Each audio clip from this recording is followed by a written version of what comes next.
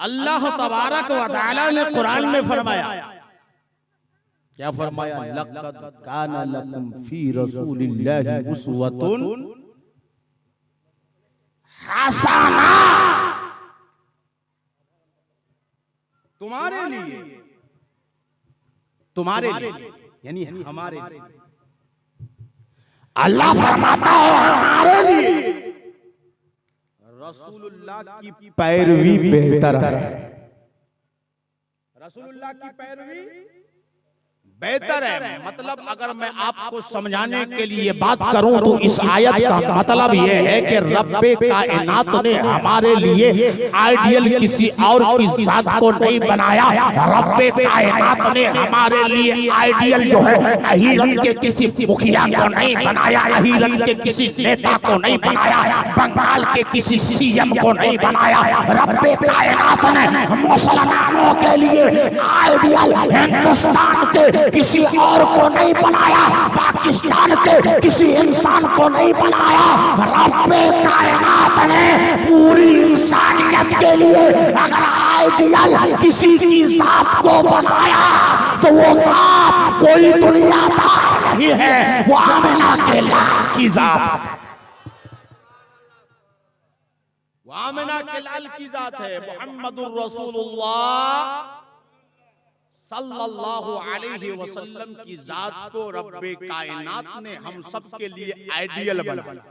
Ideal समझते हैं? कोई आदमी बोलता है ये मेरा आइडियल, यानी इससे मैं सीखता हूं, इससे मैं सीखता हूं, इसको मैं फॉलो करता हूं। फॉलोवर बहुत हो गया, यूट्यूब वाले का फॉलोवर है, ट्विटर वाले का फॉलोवर है, फेसबुकिया का फॉलोवर है, समझ रहे? सबका फॉलोवर चलता है। जितना फॉलोवर है उसका स्टेटस उतना बड़ा है, उसका स्टेटस उतना बड़ा है। हमारे जाने आलम साहब का भी स्टेटस बड़ा है, माशाअल्लाह। समझ रहे? बड़ी मेहनत करते हैं, अच्छी बात है, इसलिए तो बड़ा है। मेहनत का फल मिलता है कि नहीं? मेहनत का फल मिलता है। बहरहाल प्यारे, ये तो इंसान है। किसी के 10,000 फॉलोवर है, किसी के 20,000 फॉलोवर है, किसी के 30,000 फॉलोवर है, किसी के 10 मिलियनों में फॉलोवर चले गए हैं। ये मिलियनों में जा रहा है, ये मिलियनों में जा रहा है। इंसान समझता है कि मैं बहुत बड़ा आदमी बन गया हूँ, मैं बहुत बड़ा जो है इंसान बन गया हूँ। मगर इंसानों को अपनी औकात में रहनी चाहिए कि तुम्हारा मिलियन फॉलोवर हो जाए, मगर रब्बे कायनात ने मेरे आका को जो मकाम अता किया है, मेरे आका को जो स्टेटस अता किया है, रब्बे कायनात ने पूरी दुनिया को हुक्म दिया है कि मेरे महबूब के फॉलोवर बनो, मेरे महबूब के फॉलोवर। नबी करीम सल्लल्लाहु अलैहि वसल्लम की जात को हमारे लिए आइडियल बनाया है, नमूना बनाया है। वहां से हमें सीखना है और लेना है। अगर समझाने के तौर पे अब मैं बताता हूं, थोड़ा एग्जाम देता हूं, आप लीजिए, देखते हैं आप ले पाते कि नहीं। एक इंसान, मिसाल के तौर पे मैं तारीखी बात करूं हदीस की रोशनी में, हजरत अबू तलहा रज़ी अल्लाह ताला अन्हु मेरे आका की बारगाह में आ गए। हजरत मुफ्ती साहब तवज्जो चाहूंगा, कहते हैं हजरत अबू तलहा रज़ी अल्लाह ताला अन्हु मेरे आका की बारगाह में आ गए। कब आए? जब जंग खंदक का मौका था। हजरत अबू तलहा मेरे आका की बारगाह में आ गए और आने के बाद अपनी भूख की शिकायत करने लगे, शिद्दते भूख की शिकायत करने लगे, प्यास की शिद्दत की शिकायत करने लगे। और हजरत अबू तलहा ने अपने पेट पर बांधे हुए एक पत्थर को दिखाया, गोया कि वो अर्ज कर रहे थे, या रसूल अल्लाह, भूख की शिद्दत इतनी है कि पत्थर पेट पर बांध लिया हूं, या रसूल अल्लाह कुछ मदद फरमाइए, या रसूल अल्लाह कुछ मदद कीजिए। मेरे आका के दीवानों, आपको बताना चाहता हूं, सहाबी रसूल को अगर भूख लगी थी तो सहाबी रसूल को किसी खाने वाले के पास जाना चाहिए था, सहाबी रसूल को उस इंसान के पास जाना चाहिए था जिसके घर में खाना हो। सहाबी को तो पता है कि हमारे आका भी हमारे साथ हैं, उन सहाबी रसूल को पता है कि जिस तरह हमारे पास खाने के लिए गल्ला नहीं है, हमारे पास खाने के लिए खाना नहीं है, पीने को पानी नहीं है, नबी के पास भी नहीं है, मगर सहाबी नबी के पास क्यों आ गए? पता चला सहाबियों का अकीदा बता रहा था, जब कहीं से इंतजाम नहीं होता है तो इंतजाम रसूल करीम के दर से होता। जब इंतजाम कहीं से नहीं होता तो फिर इंतजाम कहां से होता है? रसूल करीम के दर से होता है। आ गए या रसूल अल्लाह, भूख से बड़ा परेशान, शिद्दते प्यास इस कदर है कि पत्थर बांधा है। मेरे आका करीम ने कैसे इलाज किया? मेरे आका ने इलाज किया, नमूना आइडिया। मेरे आका करीम सल्लल्लाहु अलैहि वसल्लम ने अपना पेट मुबारक खोला तो सहाबी हजरत अबू तलहा ने क्या देखा कि मेरे आका के पेट शरीफ पर, मेरे आका के बतने मुबारक पर एक पत्थर नहीं, दो पत्थर बंधे हुए, दो पत्थर बंधे हुए थे। जब उस सहाबी ने दो पत्थर मेरे आका के बतने मुबारक पर देखा तो सहाबी के दिल से आवाज आई कि जब मेरे आका दो पत्थर बांध करके काम पे लगे हुए हैं, अभी तो मैंने एक ही बांधा है, उनको एनर्जी मिली, उनको ताकत मिली, आइडियल मेरे आका को उन्होंने बनाया तो रास्ता मिल गया। अब यहाँ से एक पैगाम और देना चाहता, एक पैगाम और लेकर के जाओ। आजकल का तरीका क्या बना हुआ है? अगर कोई इंसान 10 लाख की जमीन खरीद लिया है तो एक छोटा सा इंसान सोचता है, यार 10 लाख की वो जमीन खरीद लिया, मैं तो बड़ा गरीब हूँ, मैं तो एक कट्ठा भी नहीं खरीद पाता, बड़ा मसला है। वो इंसान अपनी जिंदगी से परेशान हो जाता है। कोई 2 महला घर बना लिया है, 2 मंजिल की इमारत उसने खड़ी कर दी है, इंसान 2 मंजिल की इमारत को देखता है। यानी आज का तरीका ये बना हुआ है कि इंसान अपने से ऊपर को देखता है, अपने से ऊपर को देखता है। मिसाल के तौर पर अगर मैं खाने की बात करूं तो कोई देखता है कि ये तो कोरमा खा रहा है, ये तो बिरयानी खा रही है, ये तो पुलाव खा रही है, ये तो मुर्गे पर मुर्गा खा रही है, और हमारे पास जो है वो अच्छी सी सब्जी भी नहीं है। इंसान किसी के मटन को देख रहा है, इंसान किसी के चिकन को देख रहा है, इंसान किसी की बिरयानी को देख रहा है, इंसान किसी के पुलाव को देख रहा है, इंसान किसी के घर को देख रहा है, इंसान किसी की जमीन और जायदाद को देख रहा है। मेरे आका ने एक पत्थर बांधे हुए को 2 पत्थर दिखाकर दुनिया वाले को बताया, ऐ दुनिया वालों सुनो सुनो, अगर तुम परेशान हो अपने से ज्यादा परेशान वाले को देखो। नहीं समझे बात? नहीं समझे बात? समझ में नहीं आई? मतलब ये है कि अगर तुम्हारे पास एक घर रहने को है ना तो तुम उस इंसान को देखो जिसके पास घर ही नहीं। अगर तुम्हारे पास एक मंजिला इमारत है तो उस इंसान को देखो जिसके पास इमारत ही नहीं है। अगर तुम 20,000 कमाते हो तो 30,000 वाले को मत देखो, बल्कि 10,000 वाले कमाने वाले को देखो। ये मतलब है प्यारे। अब इंसान आजकल बड़ा ये भी देख रहा है कि किसी का 4 बेटा है, हमारा तो बेटा ही नहीं है, मैं तो बड़ा परेशान हूँ।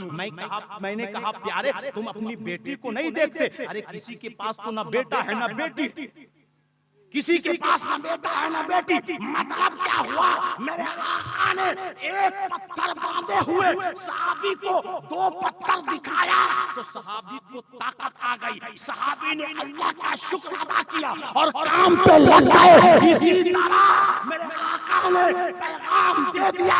अपने से नीचे वाले को देखोगे तो जिंदगी से परेशान नहीं होगे, अपने से नीचे वाले को देखोगे तो अल्लाह का शुक्र करते रहोगे। अल्लाह का शुक्र करते रहोगे। तो अपने से नीचे वाले को देखो, ऊपर वाले को मत देखो वरना परेशान हो जाओ, वरना परेशान हो जाओ। एक बात तो ये, मेरे आका की जिंदगी हम सब के लिए नमूना हयात। मैं छोट कर देता हूं, छोट कर दो। ये महफिल किसकी है? अकीका, अकीका की महफिल। मुख्तसर में अगर कहा जाए तो अल्लाह ताला ने रसूल करीम की जिंदगी को हमारे लिए आइडियल बनाया। अब जो कुछ भी लेना है, बल्कि कुरान ने कहा मा आताकुमुर रसूल फखुजू, जो तुम्हें रसूल दे उसको ले लो। जो तुम्हें रसूल दे उसको ले लो। तो मेरे प्यारे, अब हमको देखना है कि जब मेरे आका के घर में बेटे की विलादत हुई थी तो मेरे आका की सीरत हमें क्या पैगाम देती है। जब मेरे आका के घर में बेटी की विलादत हुई थी तो मेरे आका ने क्या पैगाम दुनिया वाले को दिया था। मेरे आका करीम सल्लल्लाहु अलैहि वसल्लम के घर में जब नवासे की आमद हुई थी तो मेरे आका ने किस तरह खुशी का इजहार किया था। जब मेरे आका ने शादी की थी तो किस तरह मेरे आका ने अपनी उम्मत को पैगाम दिया था। शब और रोज की जिंदगी में अगर चलने का तरीका सीखना है तो नबी से सीखना होगा, पीने का तरीका सीखना है तो नबी से सीखना होगा, खाने का तरीका सीखना है तो नबी से सीखना होगा, सोने का तरीका सीखना है तो नबी से सीखना होगा, गुफ्तगू का अंदाज सीखना है तो नबी से सीखना होगा, नमाज पढ़ने का तरीका सीखना है तो नबी से सीखना होगा, क़याम का तरीका नबी से लेना होगा, रुकू का तरीका नबी से लेना होगा, सजदे का तरीका नबी से लेना होगा। नबी ने किस तरह अकीका किया है ये तरीका भी अहीरन वालों से नहीं, नबी से लेना होगा। अकीका का तरीका भी कहां से लेना होगा? रसूल करीम से। रसूल करीम की जिंदगी को पढ़ो तो आपको पता चलेगा कि मेरे आका ने अकीका किया है कि नहीं, है कि नहीं। अच्छा आप लोग बताइए, रसूल करीम सल्लल्लाहु ताला अलैहि वसल्लम का जो अकीका हुआ है कि नहीं हुआ? नबी का अकीका हुआ है? हाँ, कंफ्यूजन है, कुछ परेशानी है, याद है? अगर याद नहीं है तो कह दीजिए। क्यों? कि मन क़ाल अल आलम फहुव आलिम, जिसने कहा मैं नहीं जानता वो आलिम है, जिसने कहा मैं नहीं जानता वो आलिम है। क्योंकि आजकल गुमराहियत फैल गई। चाय की दुकान में आपने किसी से मसला पूछ लिया, मुंशी साहब, मुंशी से मसला पूछ लिया, फतवा पूछ लिया, मुफ्ती का फतवा, तो अब मुंशी साहब क्या कहते हैं मालूम? थोड़ा सा सोचा, दिमाग लगाया, इधर उधर अटकल पच्चू करके जवाब दे दिया। क्यों? मुंशी साहब सोच रहा है कि अगर मैं जवाब नहीं दूंगा ना तो पदवा में जाके बदनामी करेंगे। मुंशी को कुछ नहीं आता, ये बहुत छोटा मुंशी है, इसको कुछ नहीं आता। इमाम साहब से आपने मसला पूछ लिया, इमाम साहब को पता नहीं है, मगर इधर उधर दिमाग लगा के आपको ऐसे ही जवाब दे दिया। कंफ्यूज वो खुद है, आपको भी कंफ्यूज कर रहा, आपको भी कंफ्यूज कर रहा है। यानी उसको ये भी पता नहीं है कि ये मसला मुझे मालूम है कि नहीं मालूम है, वो खुद में कंफ्यूज है। जिसको ये पता है कि ये मसला मुझे मालूम नहीं है, इसी का नाम तो इल्म है, इसी का नाम तो इल्म है। तो जिसने कहा कि मैं ये मसला नहीं जानता, अपने बड़े से पूछ करके बताऊंगा, ये मसला मैं नहीं जानता, अपने उस्ताद से पूछ करके बताऊंगा, ये मसला मैं नहीं जानता, ये मसला किताब में देख करके बताऊंगा। तो हल्ला गुल्ला ना करना कि ये मौलाना बड़ा छोटा मौलाना है, नहीं, उसने अपनी अना को मार दिया है, बदनामी को दूर फेंका है, शरीयत को मद्देनजर रख करके कहा है कि मैं नहीं जानता, ये छोटा आलिम नहीं कर सकता है, ये अल्लाह का बहुत बड़ा बंदा ही कर सकता है, ये बहुत बड़ा आलिम कर सकता है। इसलिए जो कहे कि मैं नहीं जानता ये मसला, किताब देख के कहूंगा या पीर साहब से पूछ करके कहूंगा या उस्ताद से पूछ करके कहूंगा तो वो बहुत बड़ा आलिम है। बात समझे कि नहीं समझे? तो बदनामी नहीं करना, कोई अभी कोई जवाब ना दे, कभी उनको पता नहीं इसलिए जवाब नहीं दे रहा। बल्कि आपको बताऊं, ख्वाजा हसन बसरी का नाम सुना है आपने? ख्वाजा हसन बसरी का नाम सुना है? ख्वाजा बसरी हसन का नाम लेता हूं शफी, है ना? ये किसका? आपके शजरा में। आपका शजरा उस वक्त तक मौला अली के दरबार में नहीं पहुंचता जब तक के ख्वाजा हसन बसरी से आप ना पूछो। तुम्हारा ख्वाजा हसन बसरी इतने बड़े अल्लाह के वली पहुंच गए हजरत राबिया बसरिया के पास, मुरीदों की टोली लेकर, मुरीदों की टोली लेकर के पहुंच गए। बहुत सारे चाहने वाले, कोई लोटा पकड़ा है, कोई चादर पकड़ा हुआ है, कोई खिदमत में लगा हुआ है, एक से एक मुरीद है, आपके चाहने वाले हैं। ख्वाजा हसन बसरी के साथ पहुंच गए। ख्वाजा हसन बसरी हजरत राबिया बसरिया के पास निकाह का पैगाम लेकर के गए थे और उन्होंने कहा था कि ऐ राबिया बसरिया, आपको अल्लाह ताला ने विलायत अता किया है, आप अल्लाह की बहुत बड़ी वलिया है, पूरे बसरे में आपका चर्चा है, मगर ऐ राबिया जरा इतना तो बता कि आप शादी अब क्यों नहीं करना चाहती? तो हजरत राबिया बसरिया ने कहा था,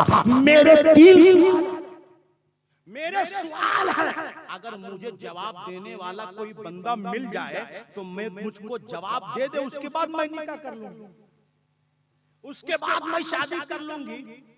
तो अगर आप इजाजत दे तो आपसे सवाल करूं। ख्वाजा हसन बसरी ने कहा ठीक है सवाल कीजिए। तो उन्होंने एक सवाल किया। ख्वाजा हसन बसरी ने कहा मुझे नहीं मालूम। मुरीदों के सामने कह रहे हैं मुझे नहीं मालूम। यहाँ एक मुक्तदी है ना, तो इमाम कह रहा है कि अगर मैं बोलूंगा नहीं मालूम तो ये मुक्तदी जाके बदनामी करेगा, है कि नहीं? वहां मुरीदों की टोली है, बिल्कुल मुरीदों का जमघटा लगा हुआ है, मगर कहते हैं मुझे नहीं मालूम। दूसरा सवाल हुआ, कहते हैं मुझे नहीं मालूम। तीसरा सवाल हुआ, कहते हैं मुझे नहीं मालूम। ख्वाजा हसन बसरी ने दुनिया वालों को पैगाम दिया, जो अल्लाह का बंदा होता है, जिसके दिल में खशियत रब्बी होती है, वो दुनियादारों की बदनामी का परवाह नहीं करता है, वो रब की रजा की परवाह करता है, रब की रजा की परवाह करता है। इसलिए अगर पता ना हो मसला तो मत बताया। बहरहाल प्यारे, रसूल करीम का अकीका हुआ कि नहीं हुआ? बोलिए कि नहीं मालूम है? मालूम है? नहीं मालूम। रसूल करीम सल्लल्लाहु अलैहि वसल्लम के अकीका के ताल्लुक से दो रिवायत, दो तरीके की रिवायत। एक रिवायत तो यह है कि आपके दादा ने आपका अकीका किया, समझ रहे? अच्छा, आपके दादा ने जब अकीका किया तो ऊंट ज़बह किया, क्या? पूरे खानदान के लोगों को बुलाया, सबको बुलाया, और बुलाने के बाद सबको खाना खिलाया अपने खानदानी शान के मुताबिक, जैसे सनाउल्लाह साहब और एजाज साहब ने किया, शान के मुताबिक, अपनी हैसियत के मुताबिक। बात समझ रहे कि नहीं? अपनी हैसियत के मुताबिक। रसूल करीम के दादा का नाम क्या है पता है? क्या नाम है? अब्दुल मुत्तलिब। आपके दादा का नाम अब्दुल मुत्तलिब। तो उन्होंने अपने पोते, हम सब के आका मुहम्मदुर रसूलुल्लाह सल्लल्लाहु अलैहि वसल्लम के अकीका का एक रिवायत सुना।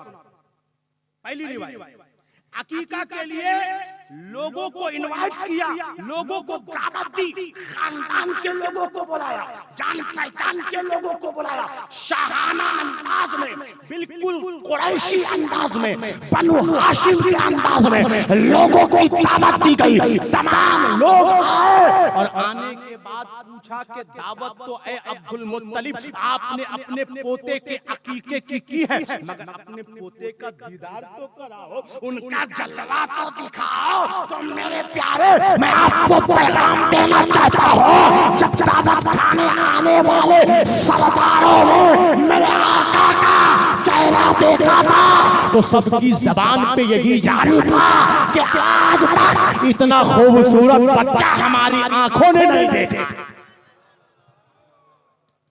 आज तक इतना खूबसूरत बच्चा हमारी आंखों ने नहीं देखा। अल्लाह अल्लाह ला युमकिनु सनाउ कमा काना बादस खुदा बुजुर्ग तो ये किस्सा मुख्तसर। उसके बाद क्या हुआ? खाना खिला दिया, जो पकाया था सबको खिलाया। उसके बाद सारे लोग बैठे, बड़े बुजुर्ग लोग, बैठक होती है कि ना बुजुर्ग लोगों की, है ना। छोटा लोग तो खा खा के भाग जाता और बड़े बुजुर्ग लोग बैठे रहते, उसका तो कोई काम धंधा है नहीं। चाय की दुकान में जाएगा तो लग रहा चाय नहीं पी रहा, दुकान पी रहा। 5 रुपये की चाय पिएगा, चाय वाला भी सोचता है कि कब जाएगा मेरे भाई। 5 रुपये की चाय पीता है, 50 रुपये की बात करता है। लगता है चाय की दुकान खरीद लिया है। और इतना फतवा लगाएगा, इतना फतवा लगाएगा। मैं आपको बताऊं, अल्लाह अल्लाह, जब हजरत अबू जर गिफारी रदी अल्लाह, अच्छा लग रहा है सुनाऊं? हजरत अबू जर गिफारी रदी अल्लाह ताला, मेरे आका के सहाबी, बहुत बड़े आशिक रसूल, जब उनको पता चला कि मक्का में एक इंसान ने ये कहा है कि इन्नी रसूलुल्लाह, मैं अल्लाह का रसूल हूं और अल्लाह एक है, ला इलाहा इल्लल्लाह, कुलू ला इलाहा इल्लल्लाह, ये उनका पैगाम है।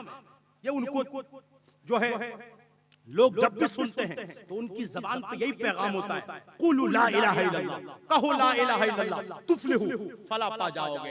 इन्नी रसूलुल्लाह, मैं अल्लाह का रसूल हूं, मैं अल्लाह का रसूल हूं। जब हजरत अबू जर गिफारी रदी अल्लाह ताला अन्हु को पता चला कि मक्का में एक इंसान इस तरीके की दावत देता है, तो उन्होंने अपने भाई हजरत अबू जर गिफारी रदी अल्लाह ताला अन्हु के भाई का नाम अनीस है। क्या नाम है? अनीस, अनीसुर रहमान नाम सुना है कि नहीं? अनीस है, अनीसुर रहमान, अच्छा नाम है कि नहीं? अनीसुर रहमान, अरे वाह माशाअल्लाह, है कि नहीं? तो अनीस नाम था उनका। हजरत अबू जर गिफारी रदी अल्लाह ताला अन्हु के भाई का नाम। उन्होंने अपने भाई को साजो सामान दिया, सफर का एहतमाम किया, सफर के अखराजात उनको दिया और देने के बाद कहा कि मैं घर बार को संभालता हूं, तुम मक्का की सरजमीन चले जाओ और जाने के बाद उस इंसान को तलाश करो जो कहता है कुलू ला इलाहा इल्लल्लाह तुफलिहू इन्नी रसूलुल्लाह। चुनांचे हजरत अबू जर गिफारी रदी अल्लाह ताला अन्हु के भाई मेरे आका के दरबार में पहुंच जाते हैं। पहुंचने के बाद मेरे आका के सहाबियों की झुरमुट में मेरे आका बैठे हुए हैं। वो हजरत अबू जर गिफारी के भाई अनीस आते हैं और आने के बाद मेरे आका की महफिल में बैठ जाते हैं, कुछ कहते नहीं हैं, बिल्कुल चुपचाप मेरे आका की महफिल में बैठ करके सुनते हैं कि मेरे आका क्या बताते हैं, लोगों को क्या बताते हैं, आपके इरशादात क्या है, आपके मलफूजात क्या है। मैं कहता हूं उन्होंने हदीस रसूल सुना, हदीस रसूल सुना। मेरे आका की महफिल में बैठे, एक महफिल में बैठे, 2 महफिल में बैठे, 3 महफिल में बैठे, जब तक तबीयत चाही, तबीयत भर गई तो पलटकर अपने भाई हजरत अबू जर गिफारी के पास गए। हजरत अबू जर गिफारी ने कहा, ऐ मेरे भाई जान, क्या वो इंसान आपको मिला? भाई ने कहा, हाँ हाँ वो इंसान मुझे मिला जो कहता है कि अल्लाह एक है और मैं अल्लाह का रसूल हूं। तो हजरत अबू जर गिफारी ने कहा, जरा इतना तो बता कि वो लोगों को पैगाम क्या देते हैं, वो लोगों को तालीम क्या देते हैं। तो उनैस ने कहा, अनीस ने कहा, ऐ मेरे भाई जान, मैं उनकी महफिल में बैठा, मैं जब उनकी महफिल में बैठा तो देखा कि वो लोगों को अच्छी अच्छी तालीम देते हैं, अच्छी अच्छी बातें बताते हैं, अखलाकियात सिखाते हैं, अच्छी अच्छी बात। कुछ नहीं बोला, कुछ नहीं, सवाल भी नहीं, कुछ नहीं, तकरार भी नहीं, सिर्फ बैठ के चलेगा, रिपोर्ट पेश कर। आज अगर हमारे समाज में जो पनवाड़ी की दुकान है या चाय की दुकान है। अच्छा चाय भी आपकी दुकान छोड़ दो, चाय की दुकान को मैं इतना क्यों बदनाम करूं? चाय वाला भी बोलेगा लगता है घूस खा करके हमको ही बदनाम कर रही है कि नहीं? तो ऐसा मसला नहीं है। अब तो मसला ये बन गया है कि हमारे समाज के लोग इतने इतने बेहिस हो गए हैं कि आज अगर मिट्टी देने जाते हैं ना, मिट्टी देने, तो वो कब्रिस्तान जिसको देखने के बाद इंसान को आखिरत याद आनी चाहिए, इंसान को मौत याद करनी चाहिए, वो मौत जिसको याद करने वाले को सवाब मिला करता है, जिसको रसूल करीम ने याद करने की तालीम दी है, आज उस कब्रिस्तान में जाने के बाद भी इंसान जब मिट्टी दे देता है और मिट्टी देने के बाद कहता है मैं तो रिश्तेदार हूँ, अगर जाऊंगा तो फलाना क्या बोलेगा, तू बहुत जल्दी भाग रिया था अपने घर को, तो चलो यहाँ बैठ जाते हैं। अब 4-5 आदमी बैठ गया, वहीं पे गप्पा जोड़ दिया है। अच्छा बताओ तुम क्या हाल करते हो, अच्छा बताओ तुम क्या खा करके आए हो, अच्छा बताओ तुम क्या पी रहे हो। अरे मेरे भाई वहाँ पे खाने पीने की बात नहीं करना है, वहाँ में तो कब्र के अजाब से बचने की तैयारी की बात करनी चाहिए थी। अरे वहाँ पे तो ये बात करनी चाहिए थी कि कब्र हमारी कैसे रोशन होगी, वहाँ पर तो ये बात करनी चाहिए थी कि ये वही कब्र है जिसमें हमारा पीर नहीं, तुम्हारा पीर नहीं, बल्कि पीरों का पीर, रोशन ज़मीर सिद्दीक़ अकबर का पीर, रसूल कायनात तशरीफ लाने वाले, ये बातें वहां करनी थी। अब वहां में भी गप्पेबाजी हो रही कि नहीं हो रही? हाँ, ये सबसे बचो, वहां करने की चीज नहीं है, वहां आखिरत को याद करने की चीज। तो अब अगर एक आदमी जिसको मैं भी नहीं जानता, आप भी नहीं जानते, हम लोग 5-10 आदमी बैठे, 1 घंटे की हमारी गुफ्तगू हुई, तकरीर वाली नहीं, वो पर्सनल गुफ्तगू। एक आदमी आके बैठ गया पीछे से, वो चुपचाप सुन रहा है हमारी महफिल। मालूम है जब वो अपने गांव जाएगा और गांव के लोग पूछेंगे मौलाना शब्बीर की महफिल में आप बैठे हुए थे पान की दुकान में, चाय की दुकान में, जरा ये बताओ कि वहां पे गुफ्तगू क्या हो रही थी, वहां पे क्या बात चल रही थी? तो मालूम है वो रिपोर्ट क्या पेश करेगा? कोई कहेगा कि ये कह रहा था ये मौलाना गड़बड़ है, वो कह रहा था वो मौलाना गड़बड़ है, वो कहता था वो मौलाना गड़बड़ है, तो कोई कहता वो इमाम गड़बड़ है, तो कहता है वो इमाम गड़बड़ है, कोई कहता ये सरपंच गड़बड़ है, कोई कहता वो सरपंच गड़बड़ है, कोई कहता ये मुखिया गड़बड़ है, कोई कहता है वो मुखिया गड़बड़ है। ये इस तरीके से लोग एक दूसरे की बिल्कुल ऐबजोई कर रहे थे। ये आज हमारा समाज है कि हमारे दरमियान अगर एक बंदा बैठ कर जाए तो रिपोर्ट ऐसा पेश करता है। एक मेरे आका की महफिल होती थी कि वहां पर बैठकर जब इंसान जाता था तो रिपोर्ट पेश करता था कि मेरे आका अच्छी अच्छी बातें बयान कर रहे हैं। ये मेरे आका की महफिल होती थी। अल्लाह, अब मैं यहाँ सिर्फ बात आगे नहीं बढ़ूंगा, ये तो बहुत लंबा है, वरना तकरीर तो इसी में खत्म हो जाएगा। बस आपको सिर्फ ये बता दिया कि नबी की महफिल कैसी होती है। बहरहाल फिर कभी मौका रहेगा तो मैं आगे बढ़ूंगा इससे। मैं वहां से चला था अकीका, है ना, अकीका। तो आपके दादा ने अकीका किया, लोग बैठे खाना वाना खाने के बाद, बूढ़े बुजुर्ग लोग, खानदान के बड़े लोग, पूछा कि अच्छा आप ये बताइए, बड़ा खूबसूरत पोता है आप, अकीका भी आपने किया, नाम क्या रखा? नाम क्या रखा है? तो अब्दुल मुत्तलिब ने कहा मैंने अपने इस निराले और अपने इस प्यारे पोते का नाम मोहम्मद रखा है। क्या रखा है? मोहम्मद। सब कहो सल्लल्लाहु अलैहि वसल्लम। अब लोगों ने नया नाम सुना, लोगों ने नया नाम सुना तो कहा ये अजीब नाम है, ये नाम तो हमारे खानदान में किसी का नहीं, ये नाम तो हमारे खानदान में किसी का नहीं। अच्छा अब यहाँ पे भी एक मैसेज है आपके लिए, यहाँ पे भी एक पैगाम है हमारे लिए और आप सबके लिए कि पहले उस दौर को क्या कहते हैं? ज़माना-ए जाहिलियत। मुफ्ती साहब बैठे हुए, उस दौर को क्या कहते हैं? ज़माना-ए जाहिलियत। अच्छा उन लोगों को जाहिल क्यों कहा जाता है? पढ़े लिखे नहीं थे वो लोग, हाँ जी, पढ़े लिखे नहीं थे वो लोग, हाँ पढ़े लिखे थे? अरे बता, तो पढ़े लिखे को जाहिल कहते हैं आप लोग? क्या बोलते हैं पढ़े लिखे को? पढ़े लिखे को तो जाहिल नहीं बोलते ना। जो बिल्कुल अंगूठा छाप, जिसको एटीएम नहीं मिलेगा, अंगूठा छाप को एटीएम नहीं मिलता, किसी भी तरीके से खिसका के इधर उधर करके लपेट करके कुछ लिखने सीख गया तो पास हो गया, एटीएम मिल गया। लेकिन अब लगता है उसका भी सॉल्यूशन हो गया। अब थोड़ी उनकी भी मदद की जा रही है, समझ रहे भाई? अंगूठा छाप फिर कहां जाएगा, उसका पैसा जो है इधर उधर चला जाएगा, तो इनकी भी मदद की जाए। लेकिन पहले ऐसा नहीं था। तो आज के दौर में जाहिल हमारे समाज में किसको कहा जाता है? जो अंगूठा छाप, जिसको ना इंग्लिश आती है, ना बंगला आती है, ना मैथ आती है, ना उर्दू आती है, ना अरबी आती है, जिसको कुछ पढ़ना नहीं आता, उसको आज हम और आप जाहिल कह रहे हैं। तो फिर उस जमाने का नाम जमाना जाहिलियत क्यों है, जिसमें लोग अरबी भी पढ़ना जानते हैं, फसी अरबी? बल्कि अबू जहल का नाम क्या है? अबुल हिकम। नाम उसका अबुल हिकम, हिकमत का बाप। समझ रहे क्या नाम?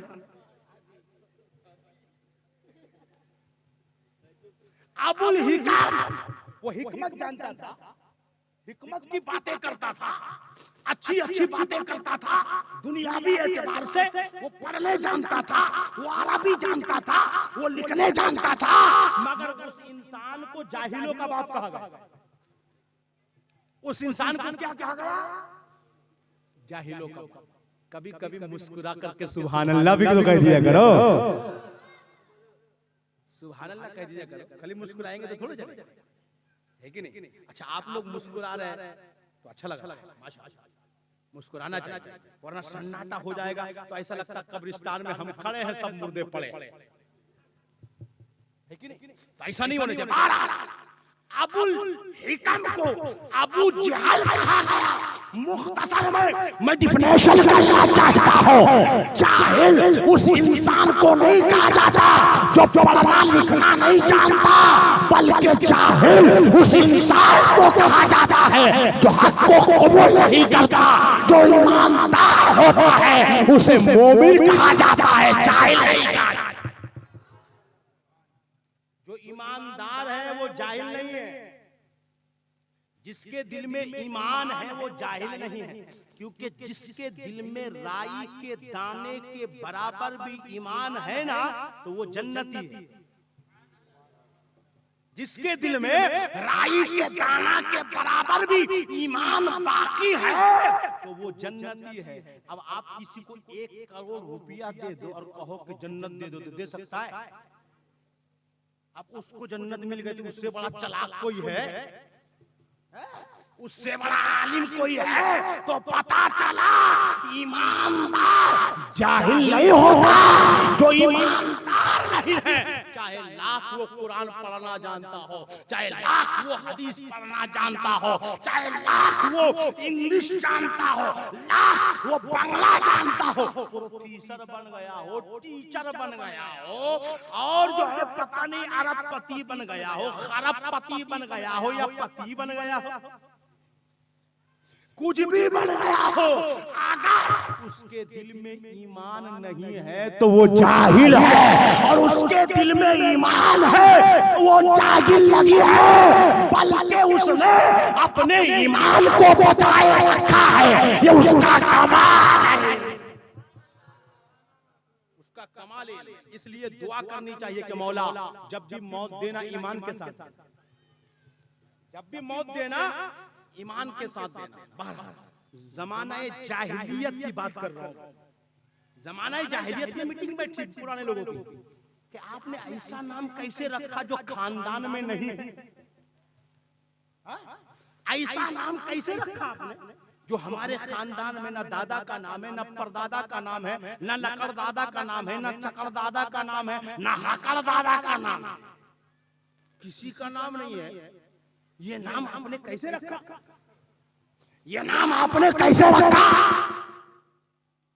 तो पता चला कि जमाने जाहिलियत में लोग नाम अपने बड़ों के नाम पे रखते थे। बात समझ रहे हैं? बड़ों के नाम पे नाम रखते थे। मगर आज क्या हो गया है? आज बोलते हैं कि पूरे अहीरन में किसी के बेटुआ का जो नाम नहीं है वो हमारे बेटुआ का नाम होना चाहिए। अब मौलाना साहब डिक्शनरी खोले, देखो तो ये नाम तो अहीरन में है, वो नाम तो अहीरन में है, तो कौन सा नाम बताए भाई? तो मौलाना साहब कहता ये 10 नाम लेकर के जाओ। मौलाना साहब को पलट के कहते मौलाना साहब ये तो हमारे चाचा के बेटे का नाम है, ये तो हमारे दादी के बेटे का नाम है, ये तो हमारे इसके बेटे का नाम है, ये तो हमारे उसके बेटे का नाम है। मौलाना साहब कहा फिर तुम कुछ और अच्छा सा नाम रख लो। अब ये घर में आया, इधर सोचा उधर सोचा, कोई नाम नहीं मिला, तो कहता मेरे बेटुआ का नाम मुन्नू है।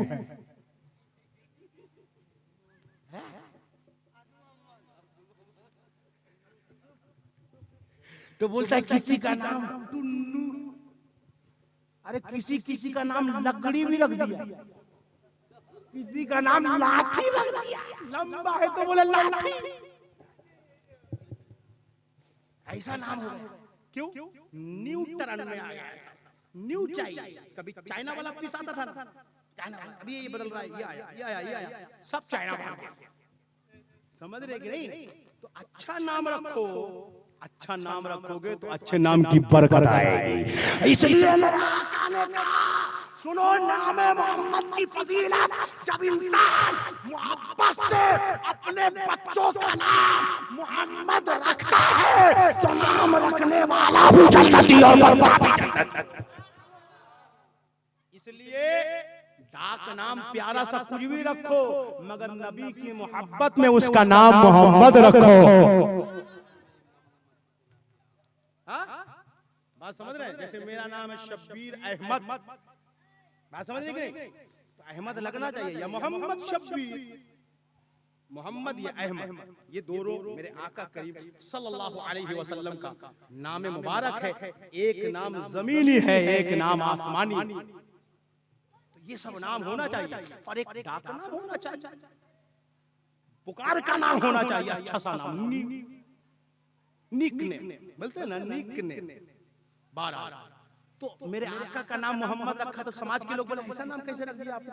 तो कहा मैंने अपने पोते का नाम मोहम्मद इसलिए रखा है, इसलिए रखा है कि मैं चाहता हूँ कि मेरे पोते की दुनिया तारीफ करे।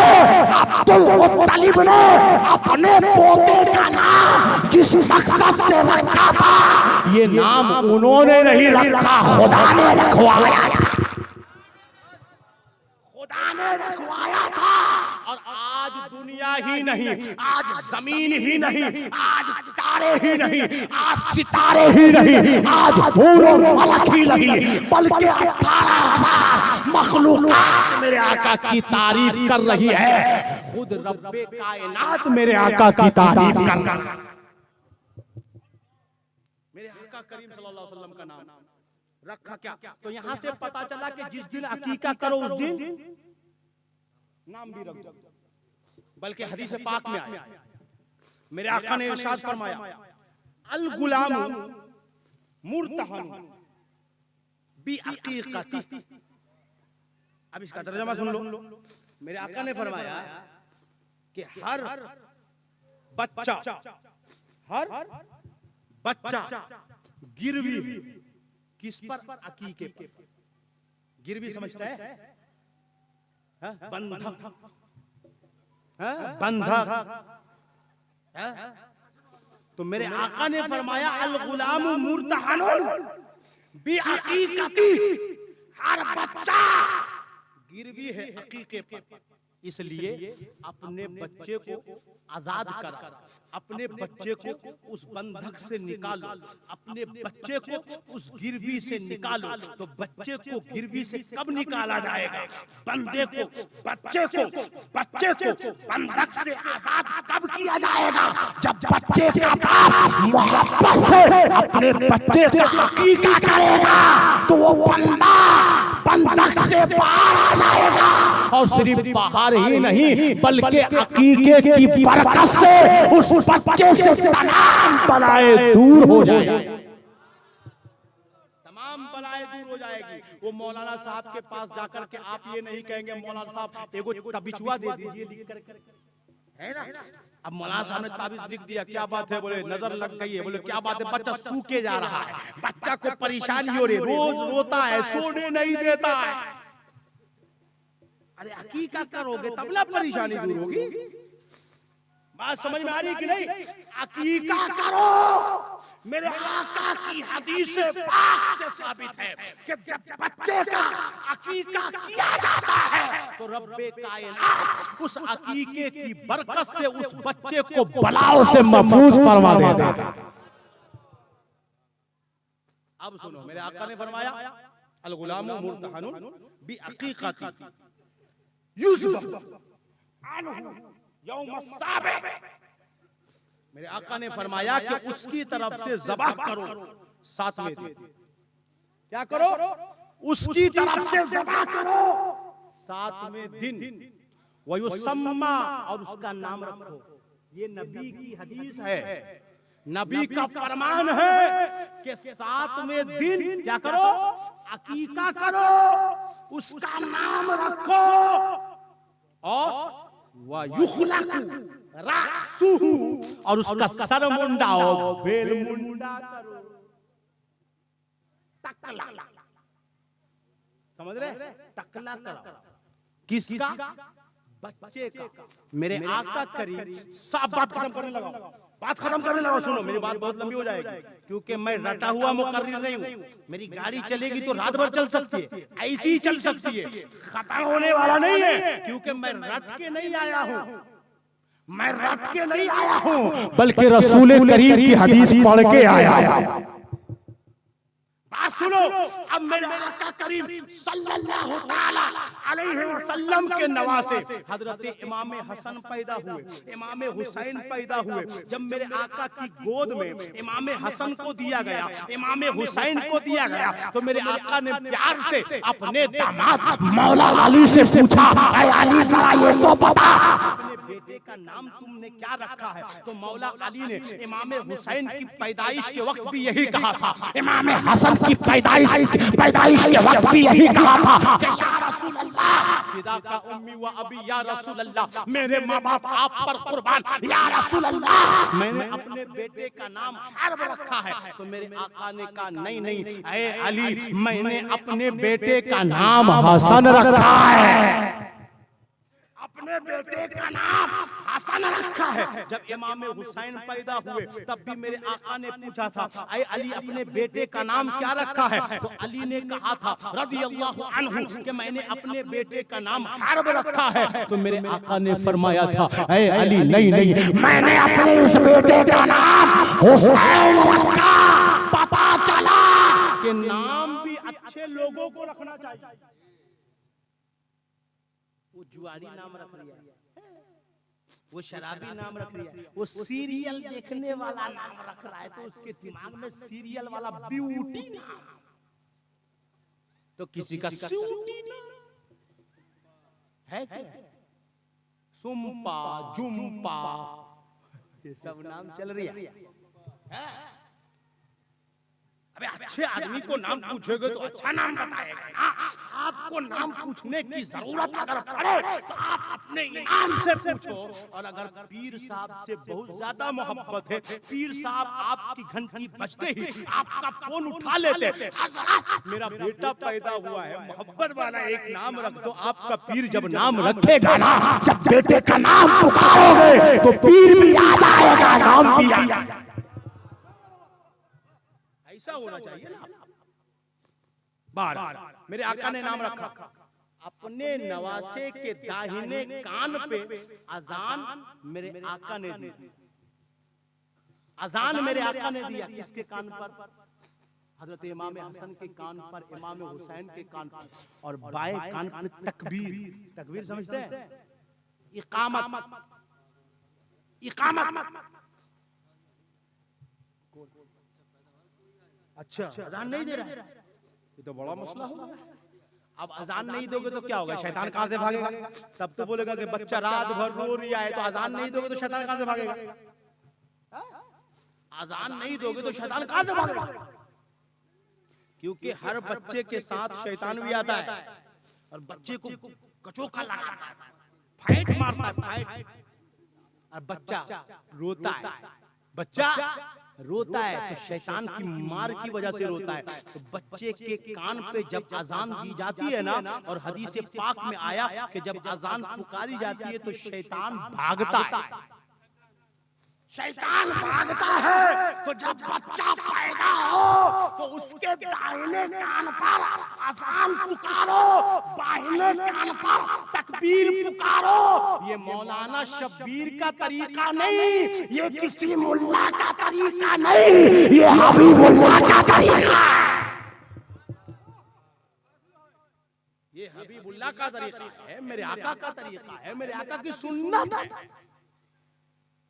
उसके बाद जब 7 दिन के हो गए, 7 दिन के, तो मेरे आका करीम सल्लल्लाहु ताला अलैहि वसल्लम ने अपने नवासे की तरफ से 2 जानवर ज़बह किए,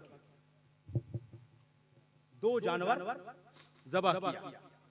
हदीस पाक में है, अक्ल हसन वल हुसैन शब्बन शब्बा, कशबन कशबा। मेरे आका करीम सल्लल्लाहु अलैहि वसल्लम ने इमाम हसन और इमाम हुसैन की तरफ से 2 जानवर क्या किया, ज़बह किया। और सर को मुंडाया गया, सर का बाल निकाला गया। हजरते फातिमा रसूल करीम की शहजादी अपने बेटे के सर के बाल को मुंडवाने के बाद क्या करती हैं प्यारे, वो वजन करती हैं। वजन करने के बाद एक तरफ आपके शहजादे के बाल मुबारक है और एक तरफ मौला अली की बीवी मेरे आका की शहजादी हजरत फातिमा एक तरफ अपने बेटे के बाल मुबारक को रखती हैं और एक तरफ सोना रखती है। उस सोने, उस बाल के बराबर जो सोना होता है, उतने वजन का सोना आप वजन करती हैं और करने के बाद गरीबों में तकसीम कर देती हैं। ये अकीका का तरीका है पूरा मुकम्मल। अब 7 दिन में ना हो सके, 7 दिन में अगर ना हो सके तो किसी भी मुफ्ती से आप पूछिए, जब आपको मयस्सर हो तब आप कीजिए, कोई मसला नहीं, मगर कीजिए। हाँ, यहाँ पे एक मसला, पता नहीं फिर कभी कब आना होगा, लेकिन एक मसला बता ही देता हूँ, अभी से शुरू कर देना, जिसका बाकी है वो कर लो। बात समझ रहे? और जिसने अभी तक अपने बच्चों का नहीं किया, साहिब इस्तिताअत है तो वो करो। क्यों? कि एक हदीस पाक है, जिसका नाबालिग बच्चा का इंतकाल हो जाता है तो कयामत के दिन वो नाबालिग बच्चा उस वक्त तक जन्नत में नहीं जाएगा जब तक अपने माँ बाप को जन्नत लेके नहीं जाएगा। लेकिन जिसका अकीका नहीं हुआ, अब मसला, जिसका अकीका नहीं हुआ और वो बच्चा 7 दिन के बाद इंतकाल किया, 8वें दिन में इंतकाल कर गया, 10वें दिन में इंतकाल गया, या 1 महीने के बाद इंतकाल कर गया, या 1 साल का होकर इंतकाल कर गया, या 2 साल का होकर इंतकाल कर गया, 4 साल का होकर इंतकाल कर गया, बाप साहिब इस्तिताअत था, कुर्बानी देता था, मालदार था, सब कुछ था। वो सोचता था कि मैं जो है फलाना टाइम में या फिर कभी अकीका कर लूंगा, बेटे का इंतकाल हो गया। मौत का तो कुछ भरोसा नहीं है, कोई कब मर जाएगा, कौन कब चला जाएगा, किसी को पता नहीं है। कोई 1 दिन का चला जाएगा, कोई 10 दिन का चला जाएगा, कोई 100 साल का होकर के जाएगा, किसी को पता नहीं है। मगर जो साहिबे इस्तिताअत है, जो साहिबे इस्तिताअत है और उसका बच्चा 7 दिन के बाद अगर इंतकाल किया तो वो बच्चा अपने माँ बाप की शफाअत नहीं कर सकेगा। बहुत बड़ा मसला है ना ये, कितना बड़ा मसला है। वो बच्चा अपने माँ बाप की शफाअत नहीं कर सकेगा, इसलिए अपने बच्चों को आप आजाद कराओ उस बंधक से, और ताकि अगर उसका बचपन में इंतकाल हो जाए, नाबालिगी के दौर में इंतकाल हो जाए, तो आपके लिए एक शफी हो, आपके लिए मैदान महशर में शफाअत करने वाला कोई और नहीं, आपका खून आपका बच्चा हो जाए, आपका खून खून हो जाए।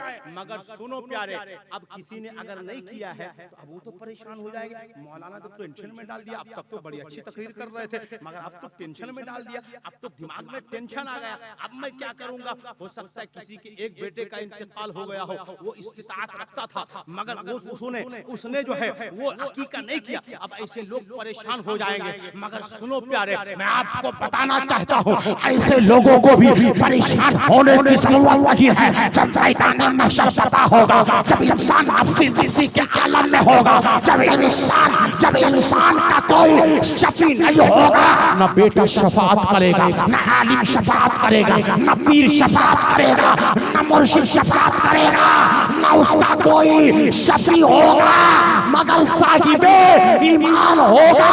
तो मेरे आका फरमाते हैं शफाअती ली अहलिल कबाइर मिन उम्मती, मेरी शफाअत मेरे बड़े बड़े गुनहगार उम्मतियों के लिए, मेरी शफाअत मेरे बड़े गुनहगार उम्मतियों के लिए है। इसलिए आला हज़रत फरमाते हैं गमज़दों को रज़ा मुज़्दा दीजिए के है, गमज़दों को रज़ा मुज़्दा दीजिए के है, बेकसों का सहारा हमारा, बेकसों का सहारा हमारा नबी। अस्तगफिरुल्लाह रब्बी मिन कुल्ली ज़ंबिन व अतूबु इलैह। अस्सलामु अलैकुम व रहमतुल्लाहि व बरकातुहू।